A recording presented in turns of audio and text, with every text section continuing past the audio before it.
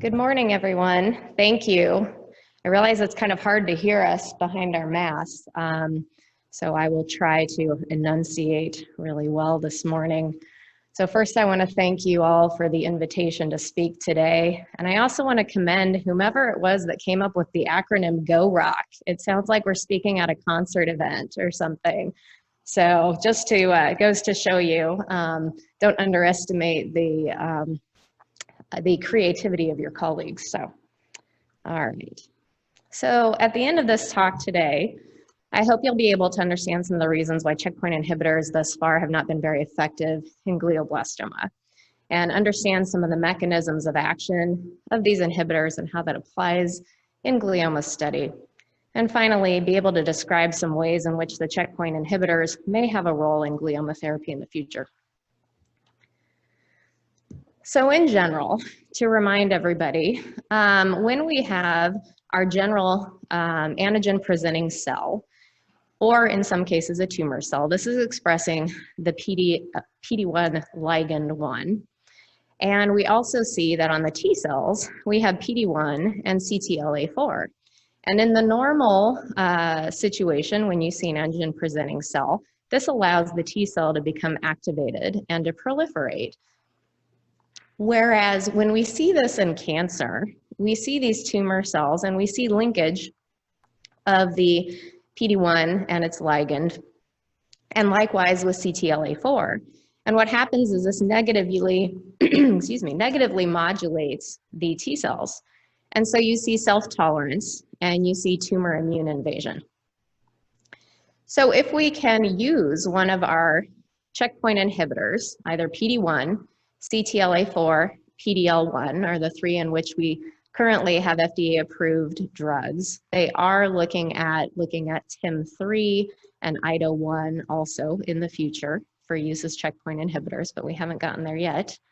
What we're looking at is the ability to then modulate that inhibitory response, and you have T-cell reactivation. And you also can see some immune-related adverse effects at that point as well. So what are the challenges using these, and specifically glioblastoma, which is the most common malignant brain cancer I treat? Well, initially it sounded really exciting because PD-L1 is expressed in 88% of newly diagnosed glioblastoma patients and in 72% of recurrent patients. PD-L1 is specifically highest in the mesenchymal subtype of glioblastoma, which tends to be a relatively bad actor. However, multiple studies since the advent of checkpoint inhibition have found that glioblastoma has a relatively immunosuppressive microenvironment to deal with. There's anergy of the effector T cells to tumor-specific antigens. The tumor microenvironment T cells further express multiple checkpoints, so blockade of one does not seem to be sufficient. There are relatively rare tumor-infiltrating lymphocytes, and they're suppressed by glioma secretion of both TGF-beta and IL-10. Furthermore, these tumor-infiltrating lymphocytes, again that are rare, express immunoinhibitory molecules, CTLA-4 and PD-1, or they co-express PD-1 and the other I mentioned earlier, TIM-3, which represents a specifically exhausted CD8-positive population. Furthermore, the treatment that we give to these patients causes lymphopenia. So lymphopenia is caused by radiation therapy, as many of you in this room know better than I, and circulating lymphocytes receive a mean dose of about 2.2 gray. Temozolomide, the chemotherapy that's most commonly utilized, further decreases the CD4 positive T cells for up to 12 months. It can also reduce the CD8 and the NK cells, and it increases Tregs, which, as I think of them in the immune system, are the cells that keep the status quo. Steroids also kill B and T cells via apoptosis, and oftentimes we have to use steroids for cerebral edema. In addition, and as you can see in the Venn diagram here, glioblastoma has both intrinsic and adaptive immune resistance. So in the lower left-hand corner, you can see melanoma, which is really the poster child for immune use and susceptibility. And in the upper right-hand corner, you see glioblastoma compared to non-small cell lung cancer and prostate cancer. So intrinsic resistance, fewer than 10% of patients in all the clinical trials thus far really of immune checkpoint inhibitor therapy alone have shown any response for high-grade glioma. What we see in those non-responders is a prevalence of P10 mutation. And single-cell RNA profiling has shown that that's from tumor cells that overexpress CD44 specifically. The few tumor-infiltrating lymphocytes also play a role here, and there's greater clustering of these tumor cells as well, which makes it difficult to get to their antigen presentation. The responders to anti-PD-1 therapy in the less than 10% of patients in whom we've seen respond, when we study them, they look like they have an enrichment of MAPK pathway alterations, specifically PTPN11 and BRAF, which is relatively uncommon.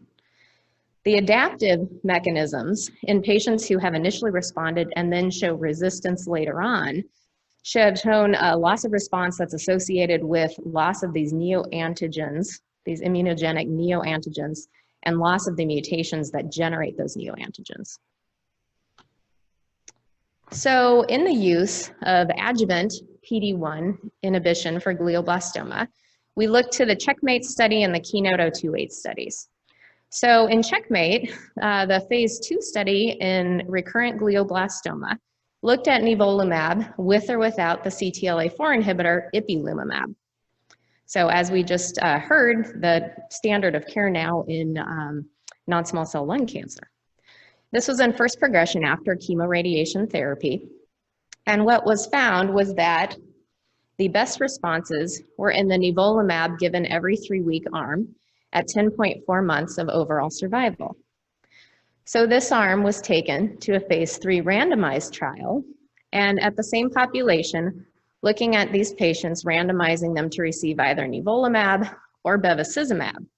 There was no survival advantage, as you can see.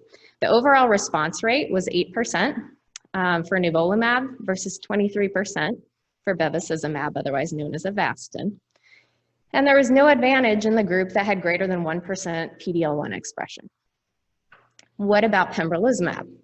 So looking at a similar population of recurrent glioblastoma that was surgically resectable, so we're cherry picking just a little bit there for the intent of being able to look at tissue. These patients had to be naive to bevacizumab, and they had to have a PD-L1 expression of greater than 1%. Again, we see a pretty dismal overall response rate, only 4%. And along with a poor response rate went a relatively unimpressive median progression-free survival of only 2.8 months. The survival overall of 14.4 months is not quite as impressive as it may sound, considering this is all a gross totally resectable group, which is maybe 20% at the very most of glioblastoma. So how else could we use these checkpoint inhibitors? So looking at them neoadjuvantly, what if we give it before the patients have a surgery? So there was a single arm phase 2 neoadjuvant study done with nivolumab, followed by adjuvant nivolumab, so after surgery. So both before and after surgery, 27 recurrent glioblastoma patients and 3 newly diagnosed glioblastoma patients were enrolled. And what you saw was that in the recurrent glioblastoma group, there was no significant clinical benefit. Patients had progression-free survival of about 7 months. However, two of the 3 newly diagnosed glioblastoma patients had very impressive progression-free survivals of greater than 33 and greater than 28 months. So this compares with a median progression-free survival we see in glioblastoma of less than 6 months. So that is really good. And what they saw in those patients' tissue was that there was enhanced expression of chemokine transcripts. There was a higher amount of tumor infiltration by immune cells and augmented T-cell receptor clonal diversity among those tumor infiltrating lymphocytes. Another similar study was done, in this case, without any newly diagnosed glioblastoma patients. All patients were recurrent after standard chemoradiation therapy, and they were randomized to either receive both neoadjuvant and adjuvant pembrolizumab versus just adjuvant pembrolizumab. And the difference in overall survival of 13.7 months in the neoadjuvant group versus 7.5 months in the adjuvant-only group was statistically significant.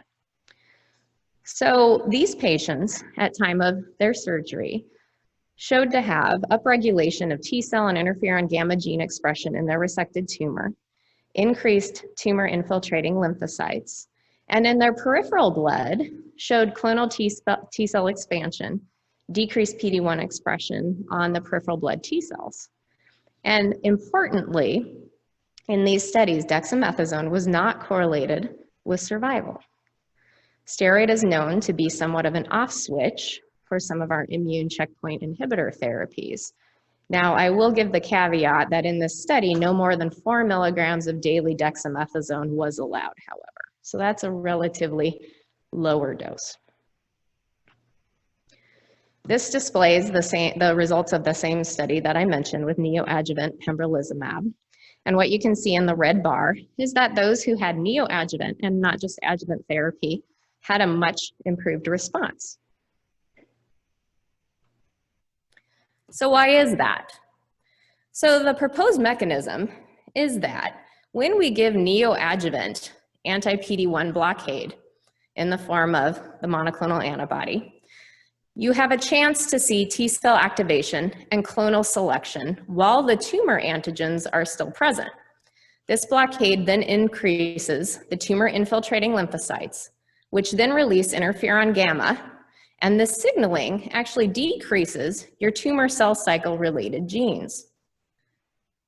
After their surgery, here in the purple box, you then see that the adjuvant anti-PD-1 allows these tumor-specific T cells that you created prior to surgery to kill these residual tumor cells, and importantly, create the memory T cells. Whereas in the adjuvant-only group, the surgery occurs before the checkpoint blockade release. Because of reduced residual antigenic burden, you've removed that tumor, the T cell receptor modulation is less robust. There are fewer tumor-specific T cells that are activated, and you have more rapid growth of your tumor. So this is GO-ROCK. So what about radiation and adding radiation therapy to immune checkpoint inhibitor therapy? So one of the things that we know is that radiation also enhances antigen expression on the tumor cell surface. This is one of the reasons behind the abscopal effect. So as this figure shows us, when you do radiation therapy plus an anti-PD-L1, you increase the T cell mediated tumor cell death. So here in A, we see an anti-PD-L1 antibody alone, and alone it's really not cytotoxic. But combined, you have the anti-PD-L1 antibody. It upregulates this MHC and FAS, which is on the tumor cells, and that increases susceptibility to the T cell mediated cytotoxicity. So how is this being used? So preclinically, Zhang and colleagues looked at using a dual PD-1 blockade with radiation therapy in murine glioblastoma, and those murine models had an increased survival by 2 times. They also used a blockade of the emerging checkpoint inhibitor target I mentioned earlier, TIM3, with PD-1 inhibition and stereotactic radiosurgery. And they found a 100% survival of all of their murine models of glioblastoma. What they found at time of sacrifice was an increased CD8 to Treg ratio. Remember, the Tregs are the ones that promote the status quo of basically immune evasion of cancer cells, and increased pro-inflammatory cytokines and decreased Tregs. So clinically, Checkmate 143 has had 2 cohorts, 1C and 1D, where both patients received upfront for glioblastoma radiation and temozolomide for methylated patients with nivolumab. And in cohort 1D of just unmethylated glioblastoma, used radiation and nivolumab. We don't have outcome data from survival, but we do know that this has been proven to be safe with acceptable toxicity. ATOM-18 was a sub-study that looked at pembrolizumab with fractionated SRT, 30 gray given in 5 fractions, along with bevacizumab. 23 patients were enrolled, And there was a very impressive, not just overall response rate. Remember, I said with checkpoint inhibitors alone with glioblastoma, we tend to see less than 10% respond.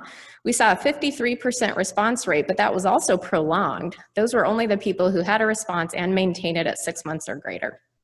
And at 12 months, the overall survival was 64%. Here are some ongoing studies of immune checkpoint inhibition and radiation therapy. The first I've already mentioned. The others are all still pending, undergoing active recruitment, but this is just an example to show you some of the studies that are being done. What about tumor mutation burden? So unfortunately, this is not a marker for response in glioma, as it is in almost every other cancer, as you can see in this diagram. The only other one is your hormone receptor negative breast cancer. So in 10,000 gliomas, they looked at the average tumor mutation burden was 2.6 mutations per megabase pairs. And those patients that had mutations were more likely to be high grade, and they were more likely to be recurrent. So there are two pathways to hypermutation. One is de novo, which is associated with mismatch repair genes, which is very, very rare in glioblastoma. And the other one is those acquired from alkylator therapy, temozolomide. And as you can see on this diagram, patients are more mutant if they have high-grade tumors in the upper left-hand corner, if they have recurrent disease as well, which basically means with increasing number of cycles of temozolomide, as the blue graph third down on the left shows you, those patients with greater than 18 cycles of temozolomide have acquired the greatest number of mutations. Again, we're also going to see that only in the methylated subpopulation of glioblastoma because those are the ones that are sensitive to temozolomide and going to acquire the mutations. Furthermore, we see this again in patients with 1p19q co-deletions in the oligodendroglial world and in the patients with IDH mutant tumors, which are two groups that we know have additional sensitivity to temozolomide. And as you can see in the lower right-hand corner graph, the overall survival, unfortunately, is actually better for patients with low tumor mutation burden. And this is why. In colorectal cancer, you have MMR deficiency that's acquired very early on. And so by the time you even have diagnosis and treatment, you've acquired several clonal mutations. Whereas in glioma, we don't see that. We see with pressure of temozolomide the emergence of subclonal mutations that are resistant, and they are not good neoantigens. So wrapping up, not a determinant. So what is not a determinant of checkpoint inhibitor response? Glioblastoma subtype, tumor mutation burden, deficiency in MMR, steroid dose, or PD-L1 expression. So that's pretty bleak, but a little bit we know about what does correlate with a positive response. One is enrichment of MAPK alterations, and what is worse is expression of CD44 subpopulation. So in conclusion, the CNS is not an immune privileged site. There's crosstalk. Biomarkers that correlate with success of immune checkpoint therapy and other tumors unfortunately do not in glioma. There are lots of innate, acquired, and adaptive resistance responses, which vary at different times in the glioma course. Most likely success will require a multimodal approach, neoadjuvant therapy, combining with radiation therapy, and use of dual inhibitor therapy. Thank you.